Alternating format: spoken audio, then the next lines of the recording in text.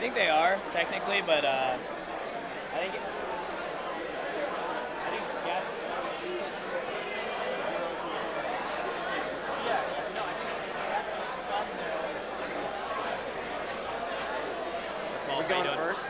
No, we're going second. I'm gonna sit here and look pretty. Do you need Okay, go Do ahead. you mind if it's up? See? She might. You look lost. I'm gonna sit here and look pretty. Yeah, that sounds good. Wait, I think you actually have one thing, one slide. Yep. He has one slide. Do I have a slide? I prefer not to have a slide. All right, no announcements. It's father point. None, right? Where's Tip, Davis, Dutch, I'm gonna have time to run through the whole thing. Charlie Shapiro? We're gonna skip. I got rid of diabetes history. I don't think we Okay. need that. I mean, This one? this. We don't really need that. I mean, Yeah, we could just say that. If we're trying to shorten it. Yeah, I mean, you show the video. Yeah. Do you have the video? Yep. All right. It's right Is it here. downloaded? Okay. Yeah, I didn't want to mess around with YouTube today. It's Yeah. short on Us two time is anyway. finally on time. So, Are we standing here or are we? yeah, we're just gonna sit right here until And who's saying which slide? Is there like denominations? I say the first one. If you want to run through the team, or do you want to do the team one? Do you want to read through the second slide? Where's Charlie Shapiro? He is doing one too. Oh, there he is. And Tip. Tip is not reading. He doesn't want to read. Ow! Dutch is reading one. Dutch, yeah. Am I doing one? Yeah. If you want to. Which one? I don't know. I can't do this on the spot. Oh, wow. All right, guys. So, All right. Which one do you want to do? Are we showing the fishing video? Yeah, am I supposed to stand up here for this? so I'll take the 50,000 one. I did this one. Yeah, you can do that one. Let's make Dutch do the My Team one. I'll do that one. And Ibby, you do this one. Okay. Ian, I'm not reading anything, right? This is like how to register. Play me! Play me! Where's Dutch? Ian, I'm not reading anything, right? It looks packed. Where's Dutch This is how it Furlong? looks, buddy. Ian, I'm not reading anything. Look at where Thomas is sitting. Should I stand up Where's here, then? Dutch? Oh, there he is. Ian, should I stand up here? Yeah, of course. We need you to look pretty, Tip. Yeah, I'll try. I still can feel it. Take your seats, let's go. Okay, we're going to save all announcements if we have time at the end. We got a lot to do, so we may not have it.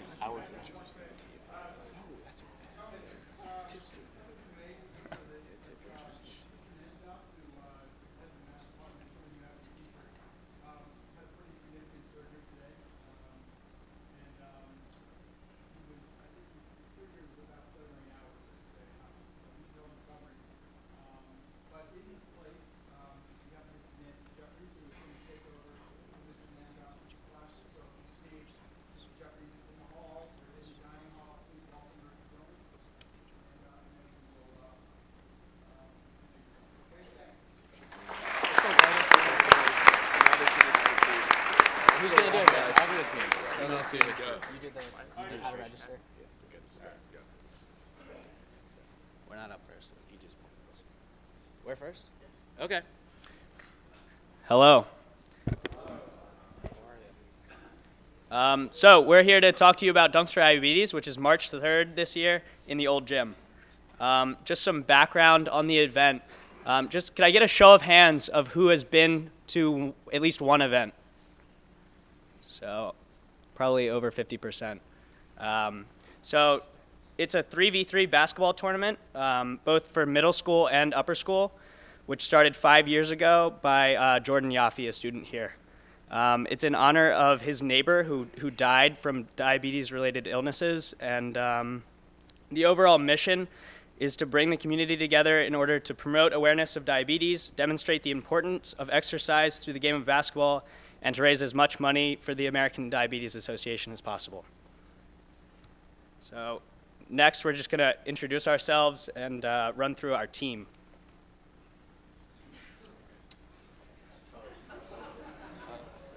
I'm Charlie Shapiro. Some call me Chaz. I've been doing this for a while.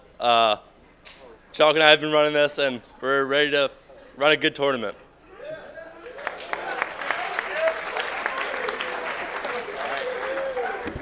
Let's just do this really quickly. All right, so I'm Ian, Chalk. This is Ibby, Ashraf. That's Fisher in the ghillie suit. This is Chaz. He already spoke to you. That's Henry Rosenberg.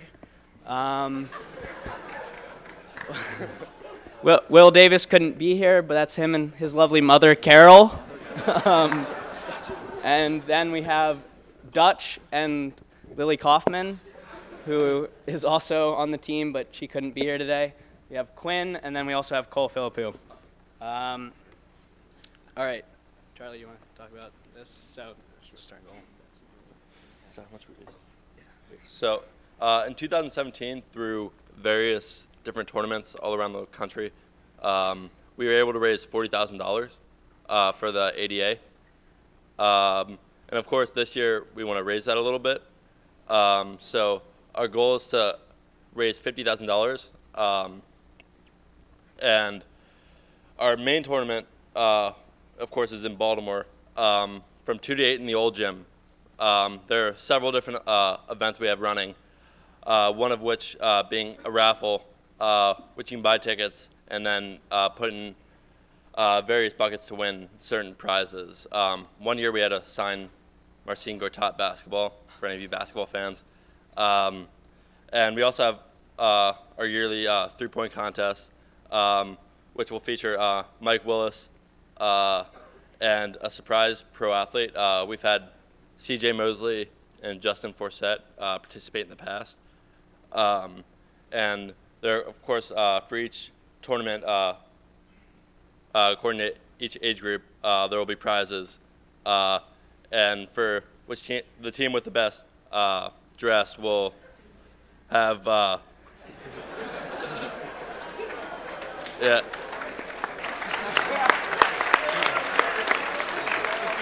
Yeah, Right. the best dressed team will win a prize. Yes. Also, if you come, you will get to see Henry Rosenberg play basketball. This is some of his highlights from Intram basketball this year. Oh my God, no. There we go.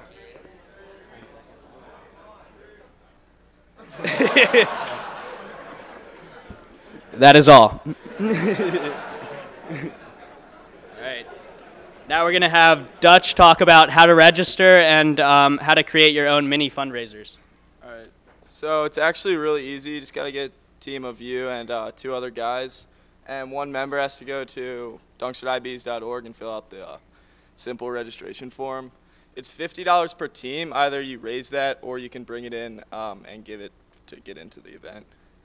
It's also, if you don't want to play, it's easy to volunteer. You just fill out one of the volunteer sign-up sheets on the website or just communicate to any of us on the team. It's also very easy to donate. You just have to go to donate on the website. So you can just do that there. Thanks. Yeah. And we know that, you know, $50 is no small amount, but it's very easy to raise just through CrowdRise. And it's all explained on our website if you just go there and then sign up your team. And you can send out that email. And it really accumulates quickly. So next, we did some viral marketing, or at least attempted it, with Fisher, an air horn, and a ghillie suit, spreading the word on D4D.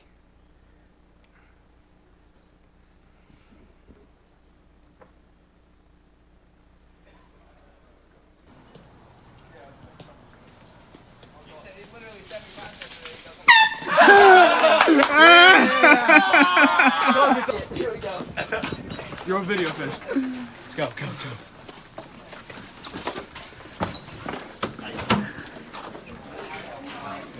Go, Fish, go.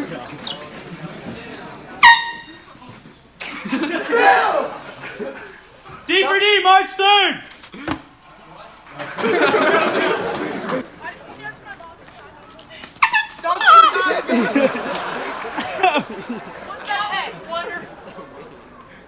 I think.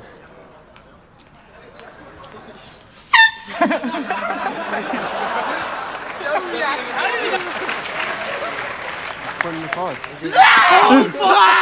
We're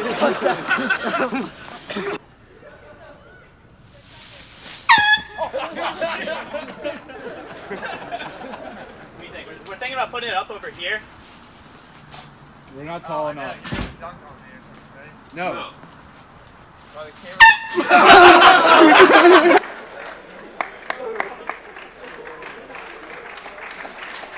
Dunks for Diabetes, March 3rd. Please come out.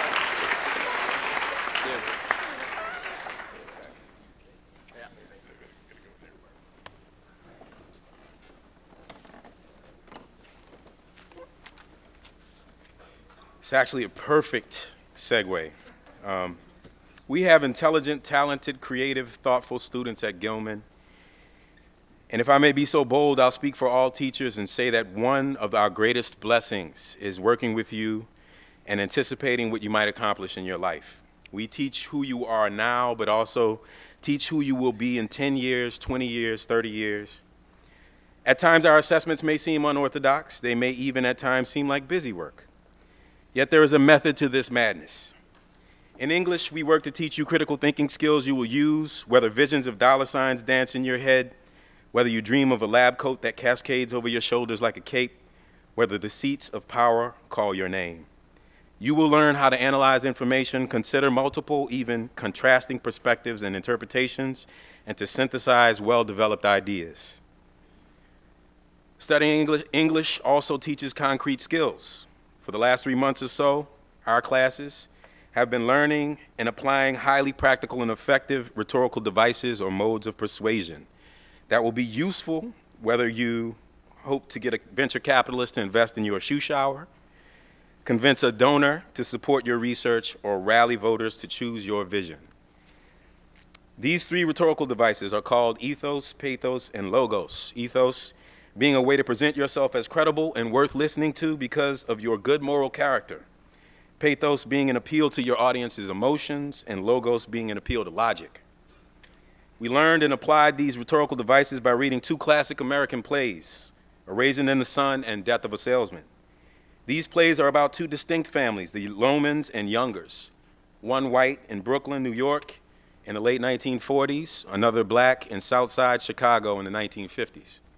One family's opportunities seem to be slipping through their fingers, and the other family's opportunities are expanding beyond what they had previously imagined. Our students had to identify the shared motivations and frustrations of these 2 distinct families.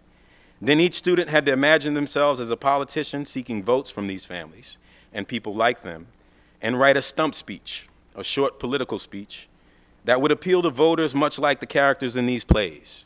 And they had to use ethos, pathos, and logos. They were required to bring stories from their own lives, bring responses to the plays, and to make their cases to the people.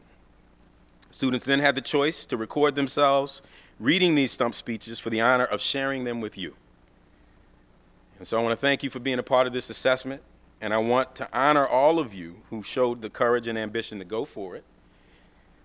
As we see the future of America and the young people who design things like Dunks for Diabetes, and those who are rising up to assert their political will into public discourse following the horrible shooting in Florida, let us see the future now.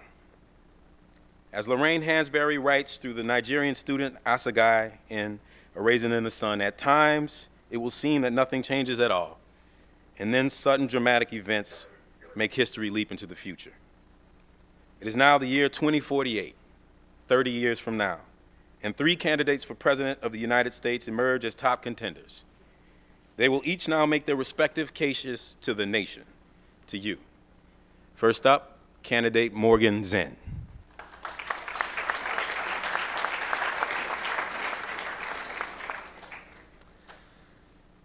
There I was, a fairly chubby sophomore, showing up to cross-country practice, having never run over a mile in my life, freshly cut from JV volleyball. As you might expect, I was cut from JV championships, being one of the slower runners in the open race, and then again for the indoor track season. The only reason that I ran in outdoor championships was because someone was out of town. You're fat, and why are you even running if you're so fat were 2 of many comments directed my way by people whom I thought were my friends. I was dissatisfied. I wanted to move forward. I worked hard over the summer and found myself on varsity cross country the next season. I understand what it is like to face obstacles that seem almost insurmountable, whether they be social inequality, a family death, or even something as small as being reminded of your weight in a sport that's all about being skinny and just move past them. In America, every citizen deserves an equal right to the ability to earn a living and a future. Right now, however, there are a great many obstacles to achieve this for every citizen. For I know of a family in Chicago who fears for their life daily because of racially charged bombings throughout the city. That is not in America that we have worked so hard to achieve. We have worked to achieve in America that is full of equal opportunity, where people can pursue their dreams of investing in local businesses, of becoming a doctor, or even being outdoors and living their best and happiest life. If we as a nation can overcome the obstacles in our way, we can achieve this success and wealth that all of us have surely dreamt of and definitely earned. In Chicago, there is a man who works as a humble chauffeur serving those around him. Dissatisfied with his job, he resolved to invest in a local business and try to secure a future for him and his family. Through hard work and American ingenuity, he thought of a solution to his present problem and he set out to complete it. He is trying to secure a future and success despite the obstacles presented in front of him. There are two brothers in New York who, despite the death of their role model, their father, decided to pursue their dreams of becoming a successful salesman and an outdoorsman, living their best and happiest life. It is this kind of character and attitude that showcases the ability of the American people to persevere through the most difficult of traumas. If two men can pursue their dreams to become successful in spite of the tragic death of their role model, then surely we, as a nation, can overcome the obstacles keeping us all from achieving our dreams. If one man can fight against the racism and economic inequality in Chicago to pursue his dreams, then surely we, as a nation, can overcome the obstacles keeping us all from achieving our own dreams. I plan to ensure that every one of you has the ability to overcome these obstacles, to be proud of what you have and what you can accomplish, because in the end, determination and grit of the American spirit will always prevail over each and every roadblock on the highway of success. Thank you.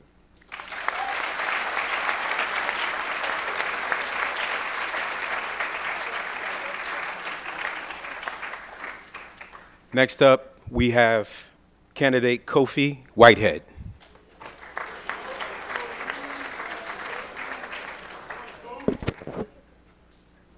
Throughout my entire life, my father has been a powerful role model for me and my family, with his hopes, dreams, and outstanding leadership. He exhibits hard work and, most importantly, a passion for helping others. One of the most important lessons he has taught me was the value of following your dreams and never giving up. My father had a rough childhood growing up, where the odds were stacked against him. Yet his biggest dream and motivation was to educate young kids. He wanted to help today's youth achieve their goals. These particular aspirations helped him become a mentor to young boys and girls today. To everyone listening, no matter how far-fetched your dreams may seem, keep fighting, because there will be so many opportunities in your life where you can succeed. I just want you to know that we may not have had the same experiences, but I know how it feels to struggle. To my friends Biff and Benitha, people will always doubt your dreams. No matter how important they are to you, people will always try to knock you down. As my father was growing up, they told him he would be nothing. He was told that he would not make it in life. And for a long period of time, my father believed it all. But after a while, he began to have hope, which led him to do many great things. I know how you feel when things aren't going your way, and every which way you turn, you just can't catch a break. Never stop dreaming. Use it for motivation. It doesn't matter if you want to be a doctor, a farmer, a businessman, or even a principal. When things start to get tough and life becomes a challenge, all you can do is keep going. I know a family in Southside Chicago, and they all hope and dream for different things. Yet by having hope, it helps them strive to become better people and support each other no matter what conflicts and problems they went through in life. I also know a family in Brooklyn, New York. And although they come from completely different backgrounds, they have similar aspirations in life. They hope for good legacies, for peace and happiness, but mainly for stability in life. And despite having multiple conflicts because of their different desires in life, they managed to bond together to achieve their goals. My father every day would tell himself what he wanted to accomplish, and that in turn drove him to keep pushing towards his dreams. He wrote them down and put them up on his wall so it could be the first thing he saw in the morning and the last thing he saw at night.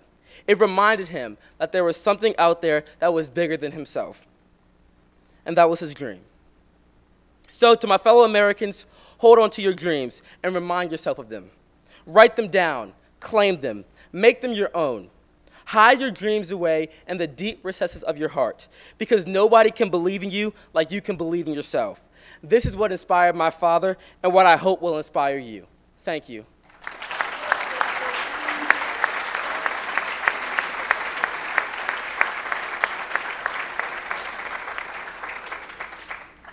And finally, candidate Nishi Pandey.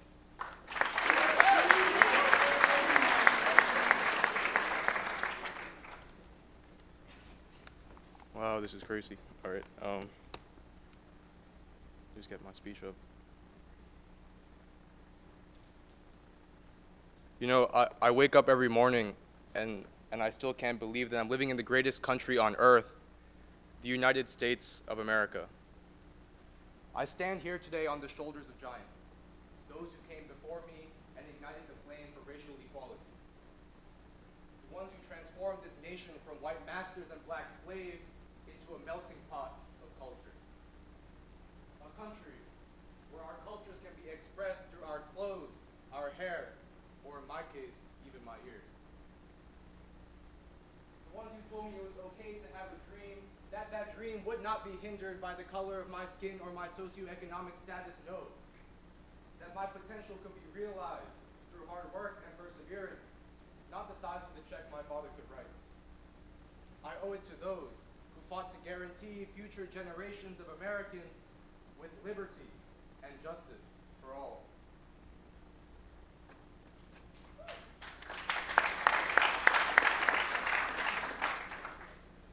But let's face it, my being here today, standing at this podium and addressing you all, is still inconceivable to most.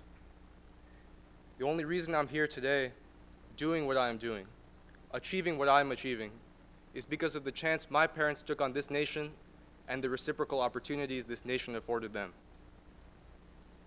Both my parents grew up in small villages in rural Nepal. No running water, no electricity. My father's first math equations were completed with a stick in mud. My mother was one of 18 children, a family that suffered from alcoholism and domestic abuse. They, like many Americans, knew what it was like to suffer in cramped conditions. My mother knew what it was like to navigate a household with a mentally ill father. But did my parents let the circumstances around them establish barriers on their ideas of success? No. And like them, the thousands of Americans suffering in poverty, losing their houses to development, should not lose hope. My parents came to this country, my mother 16, my father 18, on student visas with no more than $100 in their pockets. My father worked his way through school, earning a PhD in molecular biophysics, attending prestigious institutions such as Harvard and MIT, and gaining a national interest visa from the US government.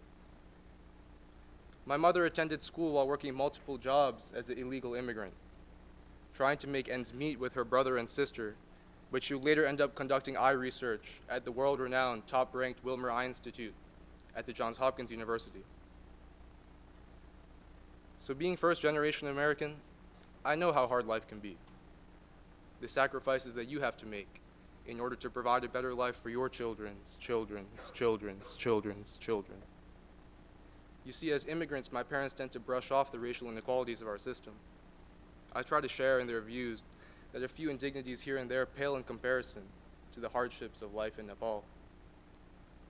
But you know, sometimes it's hard to believe because I know what it's like to feel like the US disowned you. When people call me a terrorist, when they tell me to go back to 7-Eleven, when my father travels for work and is separated from his white colleagues by the TSA for extra security checks, or worst of all, when my father stands at a bus stop in Jacksonville, Florida, on a way to a graduate school interview, minding his own business, and is singled out and arrested by the immigration agents on the basis of his skin color alone.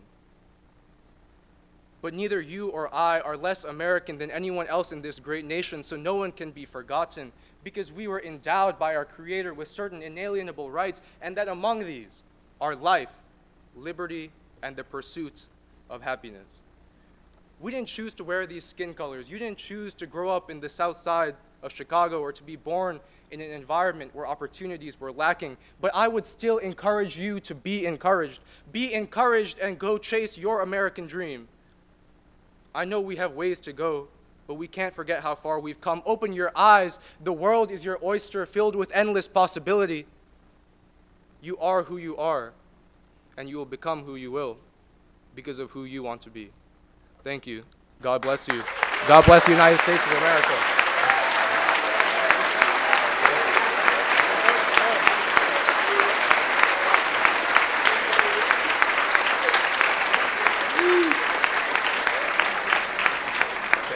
Stand up here with me.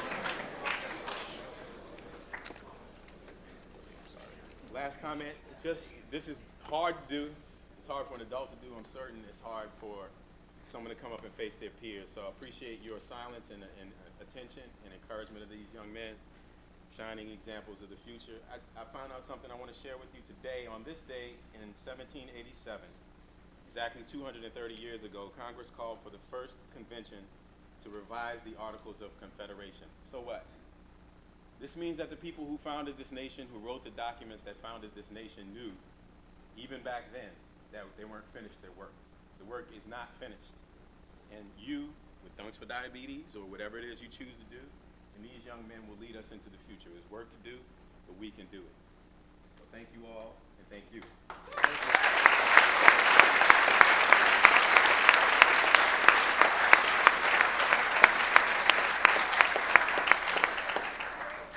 right, great. Thanks, guys. All right, remember fourth, or excuse me, third. Third starts at 12:40. Everybody can go.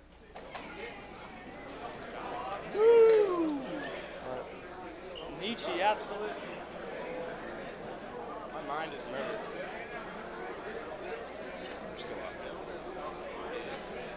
It's gonna lie. That was fucking absurd. It's really good.